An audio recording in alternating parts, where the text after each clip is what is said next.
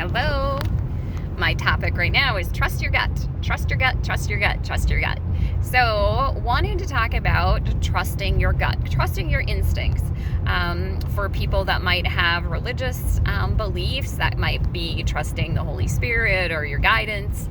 But for anyone else who doesn't have that belief system, trust your gut, trust your gut, trust your gut.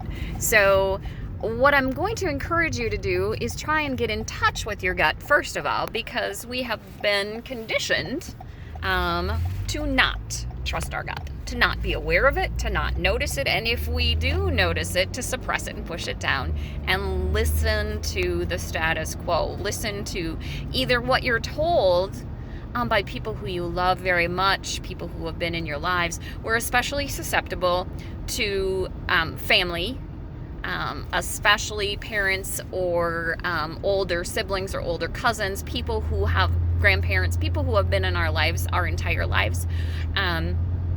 And we are also especially susceptible to anyone with whom we sleep with.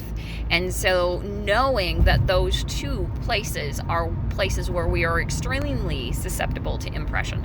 But that does not take away very close friends. We're very susceptible to close friends, people who know us best. They know our strengths. They know our weaknesses. They know, they know how to press your buttons. They know all of those pieces in which they know how to get you to do something. So trust your gut, trust your gut, trust your gut. The other piece is that it's going to take a little time, like I said, because we've been conditioned to not trust our gut. So take some time to spend time alone. Also take some time to have things. Start with one thing, one thought, one idea, one incident, one activity, things that happen when you're doing that activity that you share with no one. If you have a faith system, you can share it in prayer or with the God of your understanding, but talk about it with no one. Even if it's something super exciting, even if it's something horrible, pick one thing and then do not talk about it with anyone. And what you'll find is we have been conditioned to share with certain people. And I found, to my horror, that it was impossible for me to not share with certain people. So for me, the people that it was impossible for me to not share with were my ex, who, at the time was my husband, who I knew was horrible. I knew that it took me a long time for me to figure out that he was a psychopath, but I knew he was a bad person. He lied, he cheated, he stole, he threatened, he did horrible things. It was not at all trustworthy. And yet somehow I would tell him my deepest thoughts and deepest secrets, despite knowing that. And so I specifically tried not to tell him things. And I still did. And then also my mother, who is, if I get to hand out the diagnosis, a borderline personality and covert narcissist. And that is for another day. I can talk about examples of what and how I know that, whether or not they have a diagnosis, but hopefully I'll try and call them toxic personalities. But so when you share with someone, you may believe that they're trustworthy, like I did of my mother because she's covert. Or you may know that they're not trustworthy, like my ex. But somehow we're conditioned to share things with them. And so try to not share. Like, pick one thing. Don't like go dead silent, but just pick one thing and try and build up your ability to not share, even if something important comes up. So let's say you start going to yoga or a spin class or something, and so keep that just to yourself. Don't tell them that you're going there. And then if you learn something amazing and you want to share it, don't share that. So pick like one area of your life, and then just don't share it. And just between you and God, or you and the earth, or just for you and your brain to process.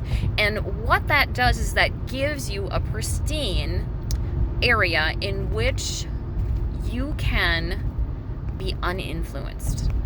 So your thought process about that, I'm not saying that you can't be influenced at spin class, you absolutely can, but that your thought process about spin class and anything and everything that go on there is virgin, basically.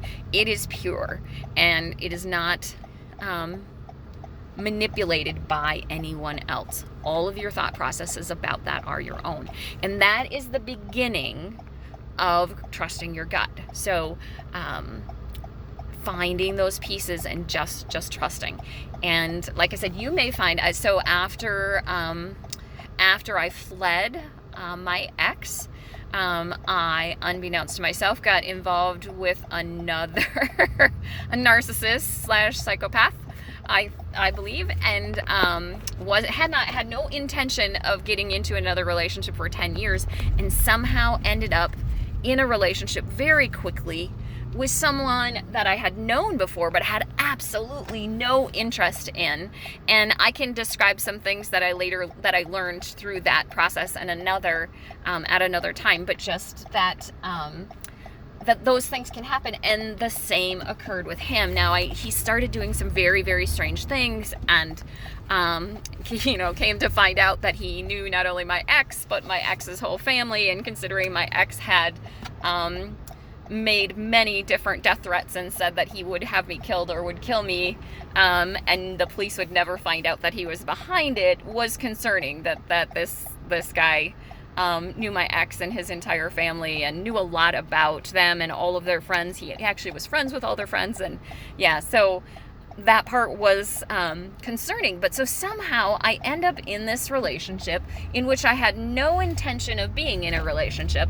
And this guy too, even after he started demonstrating things that were super scary, was somehow able to get me to share information about things that I didn't want to share with him. Some of which were things that, like, he was saying weird stuff, and I had been gaslit so many times. Like, I started recording him, and I started recording some of this weird stuff, and he would use different strategies for that. Like, he would insist I could not wear sunglasses. He would not allow me to wear sunglasses. That should tell you something right there. He would not allow me.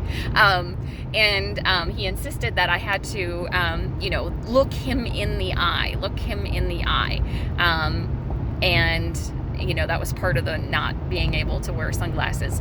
And he would, when he wanted information from me, he would offer to cuddle on the couch, or of course to go to bed and have sex or whatever. You know what I mean? Like, he would use those connective strategies to try and get information. So just recognize that there are people out there that are trying to get information from you.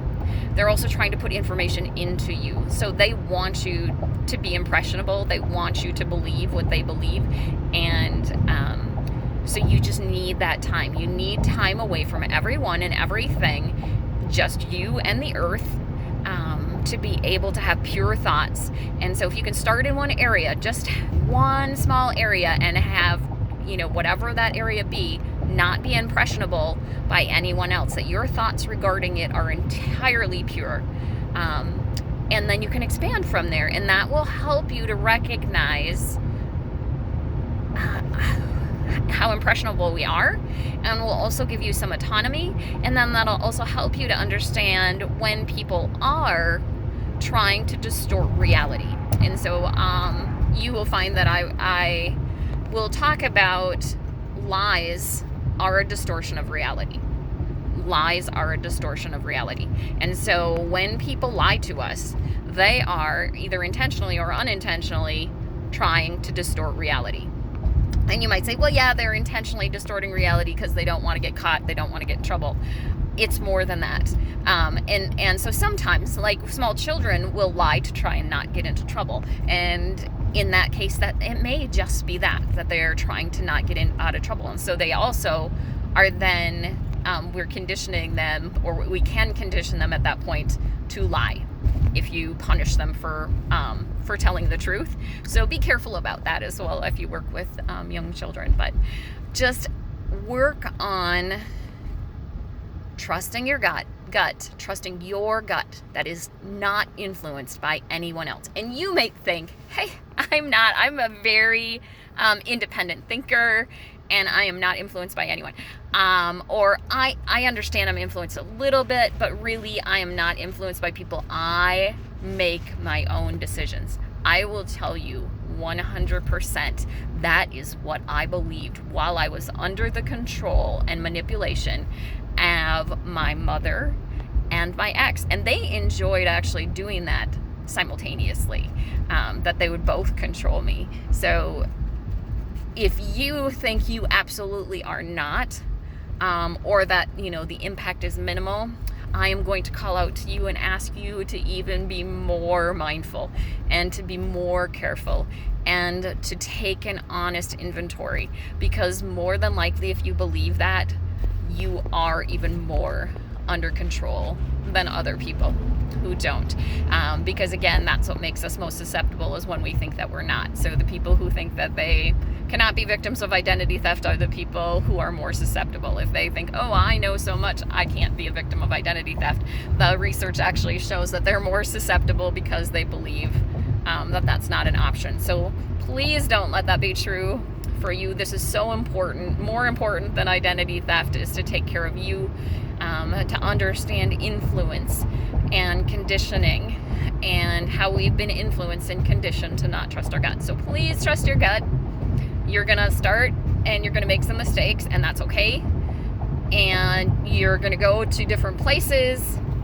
You might find some support groups. I know some people who attend Al-Anon, some people who attend AA, some people who attend CODA, which is Codependent Anonymous, and they find some great resources there. I will tell you that at every one, I'm not an alcoholic, and so I know some people in AA, but I've never been to an AA meeting that was not an open meeting for the general public.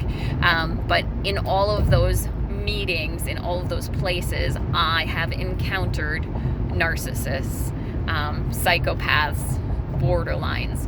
So you can go there, but also recognize that you can be influenced, and you will be influenced by them when you're there, even if and when you're being mindful to not be influenced. So with that, please take some time to just you, just listen to you, just feel you, just be with you, just think about you, not any other people, just you. You're worth it. You're of value. So take that time and invest in yourself. With that, have a great and wonderful day, and we'll see you soon.